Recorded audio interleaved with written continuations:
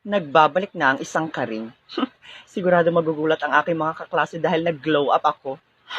O, sandali. Ay, ano ba yan, Manong Guard? Para namang tanga. Alam ko namang na-miss mo ko, pero hindi mo naman na kailangan magbigay ng regalo, no? Sabog ka? Pinagsasabi mo dyan? ID? Ay, hindi mo magbigay ng regalo?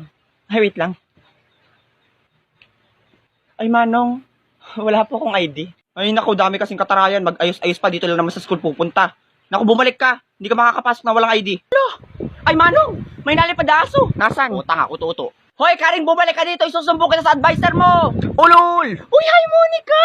Uy, na-miss kita! Ay, nag-glow up ako, be. Kamukha ko na si Catriona Gray.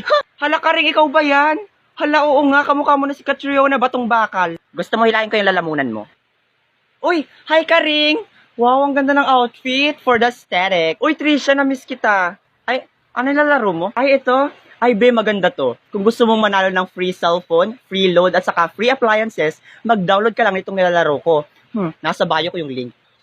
Wakin, ano ba? Akin na nga yan. Ibalik mo na. Ayaw ko. Kunin mo to sa akin. Balik mo na kasi.